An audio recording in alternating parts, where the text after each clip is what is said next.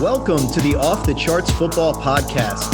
I'm Matt Manocherian, former NFL scout and now Vice President of Football and Research at Sports Info Solutions, joined by Aaron Schatz, the godfather of football analytics and the founder of Football Outsiders.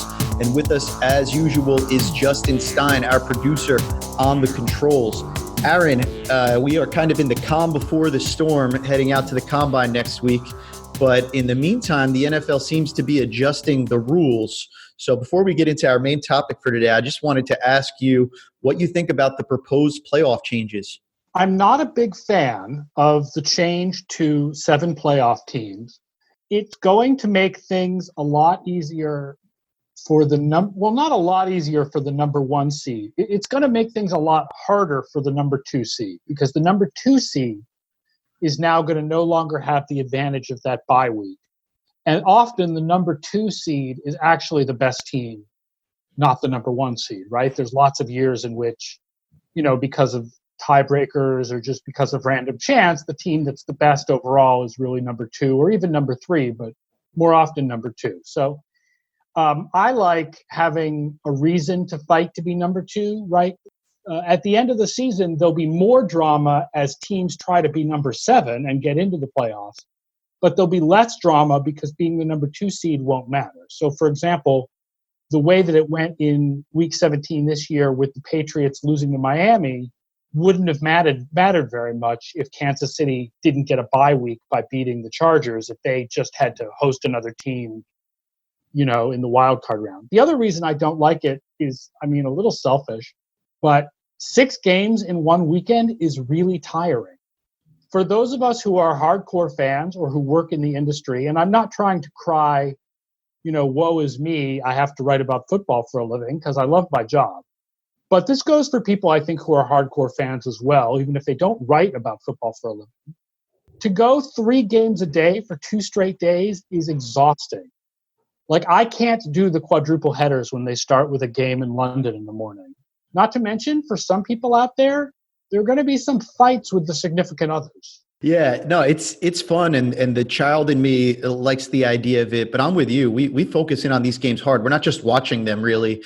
We're analyzing them and breaking down and parsing them, and at a certain point, you just kind of have to choose. You can't be that locked in for that many hours in a row, and it's going to be a gauntlet kind of recovering from those games and breaking them down and seeing how that all is going to resolve. I can't figure out, because I know anytime there's a change, there's going to be a natural inclination to say, I don't like this. So I try to question myself when I feel that way. But I'm with you in that I really don't like the way this affects the playoffs. I get the short-term game. Everybody's going to get more money. There's more games being played. Okay, fine. But at the end of the day, I really like the system that we have right now. No team since 2012 has won the Super Bowl without getting the bye. And now with the bye only going to one team, it feels like a really big advantage just for that one team, as opposed to 2 teams having that advantage and kind of a really meaningful regular season, but also a really meaningful playoffs. This feels like it's shifting the balance in a way. And I think to bring kind of the listeners a little bit behind the curtain, when you look at different sports and the different playoff systems, you can take a sport like baseball, where games are very random. And even in a 7-game series, you can really just take it, and it's maybe 55% of the time the better team will win. Maybe if there's a really, really big discrepancy in terms of the talent, it might be a 60%, but it's not going to be crazy in that sense. So just getting into the playoffs, you're kind of getting a 1-in-8 or the numbers are changing now, but you have a chance of winning the World Series. That's a pretty straightforward percentage. In basketball, it's totally different. You have a 7-game series, and the better team's almost always going to win in a 7-game basketball series. So just making the playoffs is almost worthless. In a way that just getting into the baseball playoffs has value. In football, now we're kind of changing this around. We had a system where you had much better odds as the 1 or 2 seed, and then you had kind of lesser odds for those other teams. Now, I think with it's a pain in the butt that we're going to have to fix all of our systems and switch. Oh, no, not as much of a pain in the butt as the 17-game season is going to be. I don't even want to think about that. That's going to be the worst for records of all sorts and everything. We're going to have our own asterisk situations, but just with this change, I don't think they're doing something that makes the sport more compelling in the long run. I think they had a really good balance, and I'm kind of disappointed that they're switching it up. No, it's purely about money. Always is, right? Because any advantage to excitement that they get in the last week by having teams fighting for that 7 slot is going to be traded off by teams not caring about the 2 slot. I mean, if you're New England and Kansas City going into week 17 of this year, how much do you really fight for, playing your starters to get whether you're going to end up seeing the 6 seed or the 7 seed in that first round? Now, obviously, in retrospect, we know the Titans are a much more difficult team to play than the Steelers. So you would have fought to play the Steelers as the 7 seed rather than the Titans as a 6 seed. But I don't know how much, the bye week is what teams fight for. So I think as far as excitement goes, there's a trade-off. It's just, this is all about money. I'm with you there, and I don't need it for another 8-win team in the playoffs. I will say, somebody pointed out, I can't remember who on Twitter, but, back in the day when 3 teams got a bye week and there was just 1 wild card game, theoretically, the number 1 seed had a fairly big advantage because they were the only team that had to play a team that didn't have a week of rest. Like the 2 and 3 each had a week of rest, so they were sort of equal to each other. So I think that the more I think about it, the less that my concern is that the number 1 is going to just have huge. I think what's going to happen is the number 2 seed will make the Super Bowl less, but that'll be made up more by the 3s and 4s and 5s, maybe making it a little bit more rather than by the 1 making it a lot more. My bigger concern now is just by that 8:00 game on Sunday night, we're going to all be exhausted. Yeah, I hear you. And we'll have to deal with even more announcing crews. We're going to have to go 6 deep on announcing crews that weekend. So we'll see how the networks can respond to that. Sports Info Solutions brings you the 2nd annual edition of the SIS Football Rookie Handbook, with scouting reports and statistical breakdowns on over 280 college football players who are likely to be drafted or signed as rookie free agents in 2020. New features this year include unique and informative NFL team pages, research deep dives by the SIS R&D team, and, for the first time ever, the NCAA version of the SIS flagship football statistic, Total Points. At Sports Info Solutions, we collect and analyze college football players like it has never been done before. Whether you're a film junkie, an aspiring analyst, or just looking for the most comprehensive information on what your NFL team's rookies did while they were playing college football, this book has what you are looking for and more. Michael Lombardi, former NFL general manager and 3-time Super Bowl winner, said, "This book is the closest fans will get to reading real NFL scouts reports, because it is detailed reporting with a complete understanding of what it takes to play in the NFL. Well done." John Park, the manager of research and strategy for the Indianapolis Colts, said, "Scouts matter because not everything that counts can be counted, and relevant data matters since not everything that can be counted counts. With that said, SIS creates relevant football data that matters." Please check out the SIS Football Rookie Handbook. It is available wherever you get books. You can get it on acta.com, ACTA.com. You can get it on Amazon.com, or you can find it at Barnes & Noble. That's the SIS Football Rookie Handbook, comprehensive scouting and analytics guide, all of the 2020 NFL draft prospects, brought to you by Sports Info Solutions. All right, enough of us complaining about rule changes and being kind of grumpy old men over here. Let's talk about the teams that are going to get the first ever number 7 seed. Woo! Yes, that is right. So this week we have the teams that are most likely to improve as chosen by the Football Outsiders readers. So we pulled a bunch of those teams and we're going to break those down this week. Ready to get started, Aaron? Yes, I am. So let's start with the number 1 team. This is the team that won the balloting for most likely to improve. And that is, with 17% of the vote, the Arizona Cardinals. That was the choice of the FO readers for the team most likely to improve. This is not my personal number 1 choice, but I think it is a very good choice. I think they're definitely a team that is kind of juicy when you look into it next year. So a couple of interesting metrics that we pulled for this one, and this is all out of the SIS Football Rookie Handbook. we added in team pages this year for every NFL team. And on those pages, you'll see not only the number of games each team actually won, but their Pythagorean win total, something that's familiar, and also something that's new, the SIS WAR expected wins number. So what we've done there is using SIS WAR, that is our proprietary WAR metric, which is generally totally reserved for our NFL team clients. But we gave just a little tease of it here by taking the SIS WAR expected wins, which is adding all of the team's WAR that was created by all the players on the team together, adding that to the 2 wins that you would start off with just as a replacement level team. We set replacement level as about a 2-win team. And from that, we can find what your expected win total was based on SIS WAR. And this is one where the Cardinals actually do really well. So 5 actual wins, 5.8 Pythagorean wins, 7.8 SIS WAR expected wins. And I think looking forward just at how well some of their rookies did, not just Kyler Murray, who of course led rookies with 80 total points this year, but you look in the secondary, which I think was a weakness for the team this year. And if guys like Byron Murphy, Jalen Thompson can continue to develop into 2020, I think this could be a team that if they can fill that hole, this could be a really compelling team that's really interesting when coupled with that Kyler Murray offense. I think the idea of Arizona taking a giant step forward is all about Kyler Murray. Basically, I think the idea is this is the number 1 pick quarterback. Number 1 pick second-year quarterbacks tend to take a large step forward. Roughly 10% passing DVOA for a second-year quarterback improvement.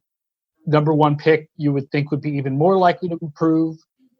If their offense improves, suddenly they were 13th in offense DVOA this year. Suddenly they've got a top 10 offense. At that point, all you need is a little bit of regression towards the mean from their defense and special teams, and you've got a playoff contender, especially if there's now 7 playoff teams in each conference. Yes, absolutely. That definitely helps their chances where they kind of lie.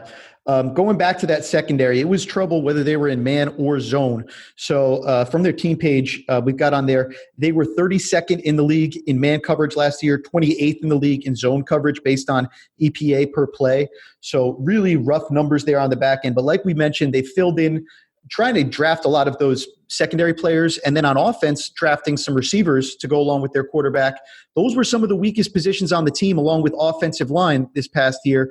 But again, if those players can grow into year 2 along with Kyler, there's a lot to like there. Right. First of all, they've got the 2 receivers that they drafted last year, Andy Isabella and Hakeem Butler. Hakeem Butler was the favorite of Playmaker Score and did nothing as a rookie. Plus, they've got Keyshawn Johnson, the 6th rounder. So that's 3 guys going into their second year. In the secondary, there's Byron Murphy, the starting cornerback, and there's 2 safeties, Jalen Thompson and Deontay Thompson, both going into their second year. So there's a lot of opportunity for improvement. Now, what they don't have is a lot of players leaving in free agency, but also they don't have a lot of free cap space to add players. So the biggest player leaving in free agency is probably the running back, Kenyon Drake, which, I mean, big whoop-de-whoop because they've already got David Johnson and they're giving him tons of money. The idea that Arizona should throw any money at Kenyon Drake when they're already throwing all this money at David Johnson seems crazy to me. How do you really feel about paying him, though? The center, AK, Drake had a nice little few games, but, I mean, from what we know about paying running backs and, what they're already paying David Johnson, shouldn't they be able to get the same or roughly the same value out of Johnson and Chase Edmonds that they got out of Drake? I don't remember. Did they trade a 4th-round pick for Kenyon Drake? They traded a draft pick. Maybe it was a 6th-round pick. So that's not as bad. It was a low pick. Okay. So a 4th-round pick would be kind of inexcusable, but you can understand that one And there's AQ Shipley, who's the center, but they should be able to replace him because they've got Mason Cole, who played center the year before when Shipley was out with an injury. But their cap space, they rank 20th in cap space, according to Over the Cap. So maybe they can go out and get a couple of guys to help that secondary a little bit. But I think they're much more depending on young players improving in the secondary than they are in adding veterans. One thing that I'm curious about is I don't know how much you can scheme around really not having a very good offensive line. I think they're going to need to improve up front. Hopefully, like you're saying, there's some maturing that goes on there. And yeah, their scheme will help. This is a team first in the league in 10 personnel usage last year, 31% of the time. I think that would surprise nobody. So they're going to try to spread you out and do some things that way. And you see the numbers in their run game. In terms of EPA per run play, 8th on gap runs, 2nd on zone runs in the NFL last year. So you see the value of having Kyler Murray involved in the run game and different things like that, even with the injuries that they had at the running back position. So it's interesting how, even though maybe not in terms of personnel, you think of this as a running team, this was a team that was actually very efficient when they did run, kind of based on the premise of spreading you out to start. Fantastic running team. Absolutely. They were second in the league in run DVOA. The only team that was better was Baltimore. They need the receivers to play better this year. Against man coverage, they had negative 0.10 EPA per play last year. That was 25th in the NFL. They were better against zone than they were against man. They're going to need to get better against man, and they're going to need receivers to win individual battles in order for that to happen. Yeah, again, this is why I think throwing money at Drake doesn't make sense, because I think a lot of the run success has to do with the scheme and with Kyler Murray himself, and the improvement needs to be made on the offensive line and the receivers, not at running back, I think. Right. The 10 personnel, zone read, Kyler Murray stuff, it's all going to be shotgun anyway. That's kind of going to take care of itself. You can find guys that can do that. I'm with you there. All right. Who do the readers have for us next? Who was the number 2 team that they had? Well, here's one I'm going to disagree with. Their number 2 team was the Atlanta Falcons. And I will admit, I wasn't sure even about nominating the Atlanta Falcons, because they seem like they're a contender every year, right? But I think they're 7-9 the last 2 years. So 14% of our readers had the Atlanta Falcons as next year's surprise playoff team. I don't know. Here's the thing about the Falcons. Number one, every single year, they improve their defense in the second half of the year. Every single year, we then see articles about how much they have young defensive talent, and it's going to carry over to the next year. Every year, it doesn't. And this year, they're 29th in the league in cap space going into the offseason. That definitely does not help. Things to like, Matt Ryan, certainly. Right. Obviously, this team has the quarterback, and they've got 2 great wide receivers. So in that sense, I understand what's there to like about them. Kind of lukewarm like you are, though. Actual wins was 7 last year. Pythagorean wins 7.5. SIS war expected wins just 7.3. We saw real troubles up front from the offensive line. The offensive line unit not very good last year, even though they invested in the offensive line with 2 first-round picks. Caleb McGarry, pretty good, 19 total points on the year. Lindstrom, just 3 on the year. So kind of a rough season inside for him when he was able to get in there. On the defensive side, we have them below average at every position group, even linebacker, where they're just barely below average. But it's really the secondary that was the pain point last year. And I don't see much of a reason to expect them to get better. They were 22nd in the NFL in zone coverage, 28th in man coverage in terms of expected points added per play. They were atrocious in terms of pressure, 28th in terms of generating pressures. This is a team that was dead last in the NFL when they were in base. They desperately needed to bring extra defensive backs on the field in order to just keep up with teams. That was a problem, and they're going to have to fix it on the back end if they're going to fix things up this year. Isaiah Oliver, 10.1 yards allowed per pass. Desmond Trufant, who's supposed to be the star, 10.2 yards allowed per pass. On the offensive end, going back, we said the offensive line needs to get fixed, but there are things to like, of course. And the quarterback, you see it in the splits. They were 6th in the NFL in terms of drop back usage versus play action, and they were 7th in the NFL in terms of EPA per play on those drop backs. So Matt Ryan's still getting it done there. Likewise, against zone coverage, they were 2nd in the NFL in terms of the amount of zone coverage that they saw. And Matty Ice, 0.14 EPA per play. That was 9th in the NFL against zone coverage there. And also, he was under pressure a whole lot. 4th most pressure faced in the NFL, and managed to do pretty well in spite of that. So things to like are always going to come back to that Matt Ryan, the Julio Jones. And one thing that we like is that offense and passing are going to be more predictive year over year. We'll have to see, though, if they get Austin Hooper back. Was one of the top tight ends in the league over the last 2 years, and he's a free agent. Let's keep it moving forward. Who is the next team on our list? Stay in the NFC South. 14% of FO readers, so this is tied with the Atlanta Falcons, I believe, picked the Tampa Bay Buccaneers as next year's surprise playoff team. I love this one. This is my favorite pick. And I think it's because nobody realizes it, but this was an all-time great run defense team last year. And I think somehow just because they played in such high-scoring games with so many turnovers from their quarterback, and yes, I get the question, we don't know what to make of Jameis Winston or whoever their quarterback's going to be, but low-key, they developed a really efficient defense in the meantime, and their receivers are as good as any in the NFL. So coming back to those headline numbers, 7 actual wins, 8.2 Pythagorean wins, and 11.7 SIS WAR expected wins. 11.7. SIS WAR absolutely loved their receivers, liked their offensive line, and loved their defense. So despite no production from the tight end position and not really liking what they did at the quarterback position so much with all those interceptions, SIS WAR really liked the Tampa Bay Buccaneers. 11.7. Wow. I mean, Godwin and Evans are wonderful, but my worry about that would be, yes, we know that in the FO projection system, run defense indicates a better defense next year a little bit than pass defense does, but defense still tends to regress towards the mean. So a team that was below average on offense but number 5 on defense, I don't necessarily trust as much going into the next year. They also have a lot of free agents on that defense, especially like their entire pass rush of free agents. Now, they also 4th in cap space, so they'll be able to bring people back. Shaquille Barrett will probably be coming back. Jason Pierre-Paul is a free agent. Carl Nassib, Ndamukong Suh is a free agent also. So a lot of guys in the front, not the front 7 as much as I guess the front 5 are free agents. So I don't know if the defense is going to keep up that same level. And the offense, it's really hard to predict because you don't know who the quarterback's going to be. Winston, here's the thing. Interceptions, right, they vary from year to year fairly heavily. But Winston not only led the league in interceptions, I went and looked, he led the league in dropped interceptions also. Like, he had so many interception-worthy plays this year that I just don't, yes, there's going to be variation, and I doubt he would have 30 interceptions again, but he definitely could have 20 again. So I had somebody give me the Bruce Arians book, The Quarterback Whisperer, and it's just throughout the book. No risk it, no biscuit. No risk it, no biscuit. I don't care if we throw interceptions. We got to attack.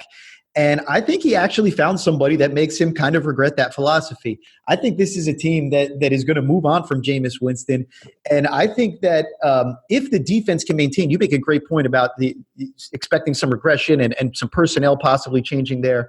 But if this is a team that can start to build off of what it did well last year and get some stable play at the quarterback position, that I think could add up to something. So I'm not convinced whether it'll be Jameis or not Jameis. And I think it's a really tough question. But at the end of the day, 30 interceptions, at some point you have to say, stop, we can't win with this. We need to get somebody in here that we can actually win football games with. Yeah, 30 interceptions. And if I counted correctly, 15 dropped interceptions. So I haven't done the full adjusted interception numbers yet to count like how many times it goes off a receiver's hands or anything. But he's going to like warp the numbers basically. But yeah, I mean, there's been some rumors about them being interested in Brady. There's been some rumors about them being interested in Phillip Rivers. I don't know who I take at this point between a 38-year-old Phillip Rivers and Jameis Winston. I mean, Winston did lead the league in yardage. He brings you positives as well as negatives. He does bring positives as well as negatives. Certainly not the lowest ranked total points quarterback in the league, just based on some of that production, but also below average, just with all of those turnovers that he creates. I have some interesting stats here from the SIS Football Rookie Handbook team page on the Bucs. So in terms of personnel groupings, they led the NFL in 0-2 personnel. So that is 0 running backs and 2 tight ends. Very interesting personnel grouping. You don't see a ton of that in the NFL. The Bucs use it 3% of the time, which led the league. Other interesting stats and maybe more reason for kind of some motion at the quarterback position. They were very low in terms of play action usage, just 29th in the NFL this year, but they were second in terms of efficiency when they did use play action. So certainly a call to use more play action next year. And then against the zone coverage, we're always talking about how I really like the zone coverage as an indicator more of the quarterback's play, whereas the man coverage, sometimes you can put that more on the receivers and kind of the split of credit there. Versus zone coverage, negative EPA on the course of the year, 27th in the NFL in terms of EPA per play against zone coverage. So troublesome numbers there to expect. Clearly, that has to do with processing issues, and that's why Winston's throwing so many interceptable passes. Back on the positive side, their rookies last year really killed it. Sean Murphy-Bunting, who they got in the second round, and Jamel Dean, who they got in the third round. These are both really good corners in terms of total points, so nice to build on there. And then Devin White, excellent at linebacker, 28 total points, really had a consistent season and showed his value as the year went on. So some nice pieces to build on there on the defensive side, despite, as you mentioned, the defensive line could be in flux. All right, let's move on to the number 4 team that people voted for. And you'll notice these numbers are very similar. We had 5 different teams get at least 10% of the vote in this balloting. 12.5% of our readers picked the Denver Broncos as next year's big surprise team.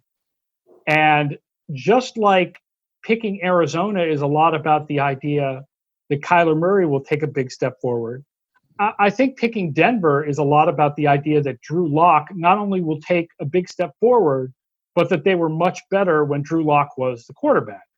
Okay, they were a little bit better when Drew Lock was the quarterback, but not much. Yes, they went 4-1, but DVOA, offensive DVOA for Denver, 12.7% below average before Lock, 6.3% below average with Lock. So that's not that much of an improvement.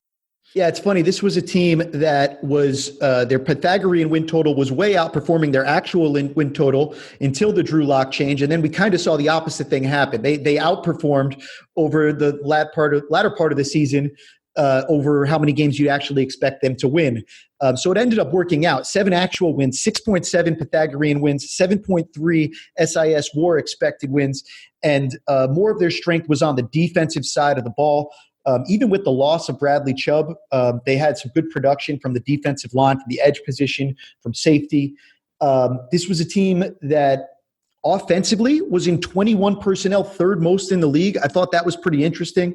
We think about the Kyle Juszczyks of the world and some teams that we associate more with the 21. They were certainly moving in that direction. And as you mentioned, looking forward, to Drew Lock fitting in there, and also development from young guys like Dalton Risner and Noah Fant, who had nice little rookie years, but I think we'd be looking for a step up in year 2. There's definitely reason to see why the offense, which was certainly the weak point on the team for much of the year, but good offensive line, and we could see some of these young guys starting to take steps forward in the next year. My worry here would be the defense, which wasn't as good as past years, continuing to decline a little bit. They were 13th in DVOA this year.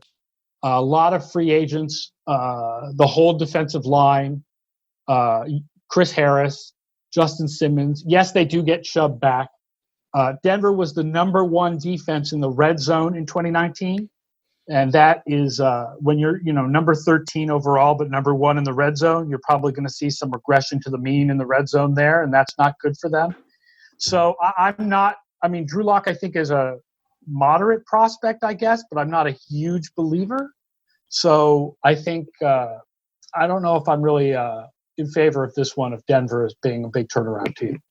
Yeah, I get it from the way that it kind of started slow last year, then it picked up, and you see the young quarterback, so I understand the reasons for optimism. But I'm with you. I wasn't the highest on Drew Lock coming out. Not the lowest on him. I'm with you, kind of a middle tier sort of prospect. So we'll see. We'll see if John Elway knows what he's doing.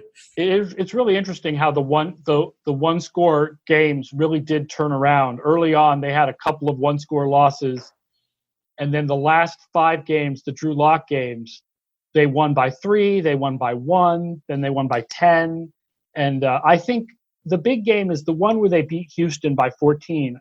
I think people are sort of have that in their head as like what Drew Lock can be, scoring 38 points. But they didn't come close to that in any other game all year. So, I think don't get, too attached to that game in your mind. Well, one thing I'll say, though, they're not going to get worse at the quarterback position this year. They were 23rd in the league against man coverage, 26th against zone coverage. So there's definitely some reason for optimism there. And I think, we're talking about 7 playoff spots. Again, they're definitely a team that could be in the mix. All right, our number 5 team in the balloting with 10.2% of the votes was the team that won this question the year before, which is the Cleveland Browns. So the Cleveland Browns, are we finally going to see it happen next year or not? I don't know how you deal with the plexiglass principle, like on itself over and over.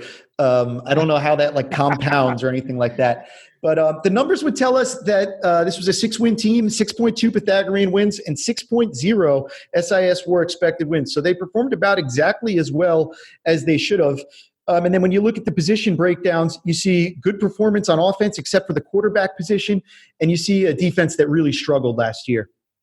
I think a lot of it depends on what you think is going to happen with Baker Mayfield, right? Should we depend more on our projections for Mayfield coming out of college and his performance as a rookie? Or should we depend more on his performance as a second year? I said earlier about Kyler Murray that quarterbacks tend to take a big step forward in their second year. The words there are tend to, because they don't always. And my God, did Mayfield take a big step backwards in his second year. Yeah, some weird kind of usage stuff with Mayfield. We think of him, in the Kyler Murray sort of sphere of things. We think of him always being shotgun, lots of play action, and that wasn't really how he was used last year. So they were 16th in the NFL in shotgun usage, and surprisingly, Mayfield was actually better under center than he was in the shotgun. Slightly better in terms of EPA per play there under center. So I don't know what you make of that exactly, but I was surprised that they didn't use so much shotgun and also that they didn't have success with it when they did. And then another one looking at that play action versus drop back split. They were 11th in the NFL in terms of the amount of play action they used.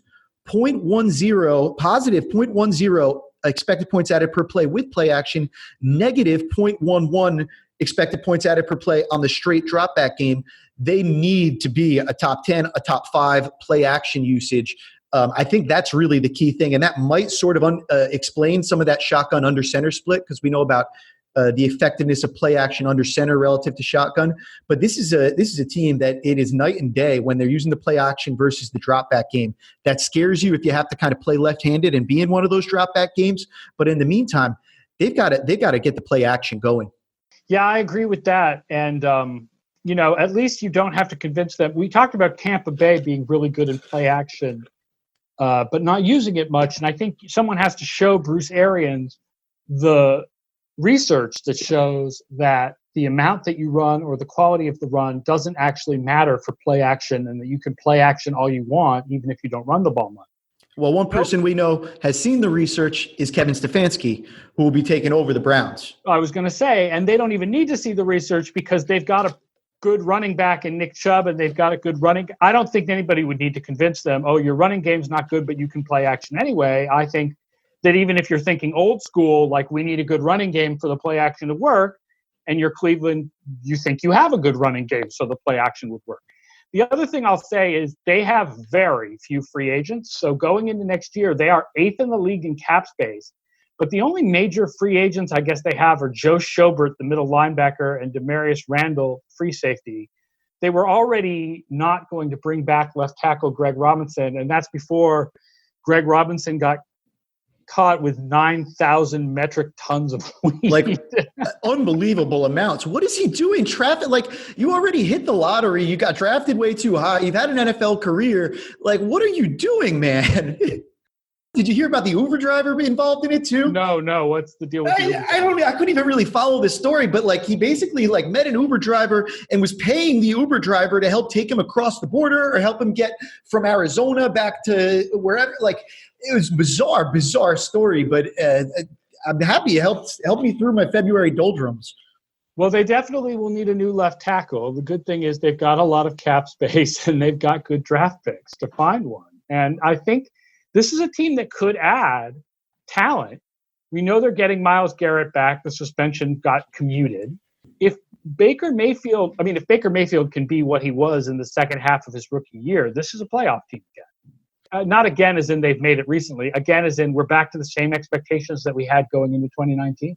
Yeah, so it's the plexiglass on the plexiglass. So we expect them to do a little bit better next year, I think. But it really is interesting, and it comes back to the whole process and going back to what Sashi did there initially. And this is the window. This is year 3 and year 4 of Baker Mayfield. There's a reason why they don't have a lot of free agents and they still have a lot of cap space. It's because they've been set to be good right now by a lot of suffering that happened before. So freaking do it already, guys. So from the interesting splits angles on this team, they led the NFL in 20 personnel. So we talked about the 0-2 personnel, the 20 personnel with 2 backs and 0 tight ends. They led the NFL in that, running it 8% of the time, and they were very good at it. 0.20 EPA per play when they ran that personnel grouping. We talked about the shotgun and the play action stuff. On the defensive side, their identity is interesting. They led the league in nickel usage. So they were in nickel 84% of the time, and they were actually pretty good in nickel. They ranked 11th in the NFL, negative 0.02 EPA per play, so pretty good there. Their problem was the 13% of the time when they got into base and the 2% of the time when they got into dime plus situations, they were atrocious. 26th in the NFL in base and 31st in the NFL in dime plus. I don't know how somebody was actually worse than 0.88 EPA per play in dime situations. Just probably a team that used dime on like 1%. It's got to be something like that. So they were mostly in the nickel, and they were pretty okay in the nickel overall, but really, really atrocious when they got out of that scheme. And then from the run defense perspective, this team was bad, whether it was the gap stuff, whether it was the zone stuff. They were 26th in the NFL in run defense per play either way. So needing to do something to shore things up front, really on both sides of the ball. Here's another thing I think, a reason to believe in Cleveland improving. Greedy Williams was 80th among qualifying corners with 10 yards per pass allowed, 74th in success rate at 44%. For a highly drafted corner, that sounds awful, but I've talked about this a lot in the past. Cornerbacks often take 2 or 3 years to develop. Even highly drafted corners take 2 or 3 years to develop. My guess is that Greedy Williams will be much improved next year, and that'll be a nice step forward for their defense. Yep. We had him with 13 total points saved last year. The big-time leader amongst their rookies, Mack Wilson, 42 points saved from the linebacker position. He was a huge find in the 5th round for them. Well, maybe he can take over the starting job there from Schobert. All right. Last but not least, who do we have from the readers? 8.4% of readers pick as next year's surprise playoff team the Las Vegas Raiders. The Las Vegas Raiders. I would love the story, but Pythagorean Wins doesn't like the Raiders. So 7 actual wins last year, 7.0 SIS WAR expected wins. All of these expected wins totals, by the way, and SIS WAR being so close just shows how crazy it is that Bucs total being like way out of line. It wasn't like we had that kind of variation usually, but 4.9 Pythagorean wins for the Raiders last year. So this is a team that actually outperformed their Pythagorean win total, which could spell trouble, but I do understand the case for optimism. It was a lot of young players, sort of a rebuilding team as they get ready for the Las Vegas chapter. My question is, who's going to be playing quarterback? Well, here's the interesting thing. Carr was really good last year. Like, Carr was 6th in the league in passing DYAR. He was 8th in passing DVOA. He was very close to the top of the league. I don't remember exactly the rank, but in completion percentage above expectation, no matter which model you use. Where did that come from? How did their offense go from 25th in offensive DVOA to 2018 to 9th in 2019? Because the problem is plexiglass principle, they're likely to rebound a little bit the other way and go down from that. Yeah, and even more incredibly, without any receivers, really. It seems like people keep talking about the idea that they're going to sign Tom Brady, which brings up 2 questions. 1, is Brady really better than Carr at this point? But 2, Isn't the whole thing about Brady that he wants to go somewhere where he has weapons? This team's best wide receiver is Tyrell Williams. Their number 2 wide receiver is Zay Jones. Yeah, that part of it doesn't seem to add up. And going back to what you're saying about Carr, the most shocking total that I saw from the Raiders team page was against the blitz. Derek Carr was actually the number 2 quarterback in EPA per play against the blitz. And that's always the thing. Everybody calling him soft and saying that he can't handle the pressure under there. He was actually very good against the blitz this past year. So I was shocked to see that. Another really interesting stat, teams played zone against the Raiders more, the highest percentage of anything. They played 67% zone against the Raiders. That was number 1 in the league. And they had really good reason to, because Carr was number 1 in the league when he faced man. So very little man. Which is interesting because you don't think of those receivers on that team as man coverage beaters. Right. So maybe it's something about the Gruden offense. Maybe it's a real man beating offense. But really interesting there. And a similar split when you look at the gaps run versus zone run splits for them. They were 6th in the league in terms of the percentage of zone run. So they wanted to run zone all the time. Yet negative 0.10 EPA per play on zone and positive 0.03 EPA per play on gap. They were 6th in the NFL in terms of efficiency on gap runs, just 27th in terms of usage. Their offense is just a lot of things that just seem really strange. And the idea that they may just pull the plug on Carr and bring in Brady just makes it stranger. This is a team, interestingly, that has no major free agents on the offensive side of the ball. So, I mean, they could bring this whole offense back next year, or they could really upgrade that wide receiver position, which would be a big help for them. And theoretically should be a pretty good offense next year. Now, their defense was 31st in the league. So you're probably going to see some positive regression. That's a good thing. But they do have a couple of big free agents. The cornerback, Darryl Worley, and Carl Joseph, the strong safety, are free agents for next year. Yeah, the defense, you're right to point out, that's where their issues were. They were pretty good up front, really helped a lot by Mason Crosby, their 4th-round pick who came on, had a great year. Max Crosby. Yeah. Max 666 Crosby. Yeah, I'm on the wrong Crosby. 38 total points for him, though, along with the 2 first-rounders. Josh Jacobs had 24 total points, and Cleveland Farrell, also at defensive end, had 17 total points. So some nice rookie production from them. Obviously, they had a lot of picks last year. But the defense was the problem. They were a 73% nickel team last year, the 4th highest usage in the league, and they were 28th in terms of efficiency when they were in nickel. So if they're going to want to hang in that scheme, they're going to have to get better. And the pass defense was the aspect of it that was really, really atrocious. We had them with the worst cornerback unit in the league last year, and we had them 30th in the NFL in man coverage and 32nd in the NFL in zone coverage. So I know there's the focus is on the offense and Carr and what's Gruden going to do, but it's the pass defense that really needs to get fixed. Well, Trayvon Mullen was a rookie, so the same thing perhaps as I was mentioning with Greedy Williams, which is perhaps he improves in his second year, and that would be good. The defense, again, when a defense finishes 31st, you expect some positive regression. But I think based on past performance, you don't expect the offense to be as good as it was last year. I don't expect the offense to be top 10 next year. So if the defense improves a little bit and the offense declines a little bit, the Raiders are stuck where they already were. One last note, the Raiders might have been historically bad at blitzing last year. 32nd in the NFL with 5 rushers, 31st in the NFL with 6 or more rushers, close to 0.40 EPA per play whenever they blitzed last year. Really, really bad there, unsustainably bad, which is the good news for them.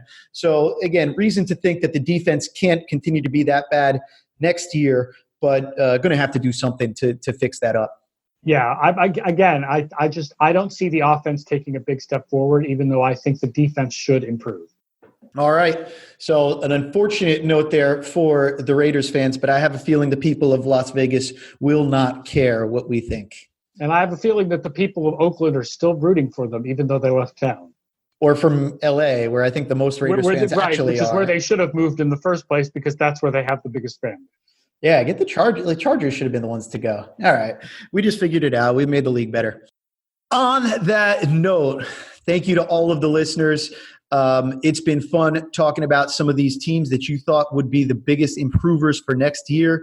Just like last week, we talked about the SIS Football Rookie Handbook with Nate Cooper and John Todd. We're going to have those guys back next week. Me and Aaron will be out in Indianapolis at the Combine, and we will be talking to them about some of the deeper prospects that we have our eyes on next week. So look out for that. We want to thank all of our listeners. Please help spread the word for the Off the Charts Football Podcast by subscribing, rating, and writing reviews. You can catch us on Twitter. Sports Info Solutions is also on Instagram at Sports Info Solutions. And as I mentioned, and as we're going to keep mentioning, keep your eyes out for the 2020 Football Rookie Handbook. It should be on bookshelves any day now. It is shipping from activesports.com. Within the next few days. So keep a lookout for it. And as always, let us know what you think. For my co-host, Aaron Schatz, our producer, Justin Stein, I'm Matt Manocherian, and thank you for joining us for the latest episode of the Off the Charts Football Podcast.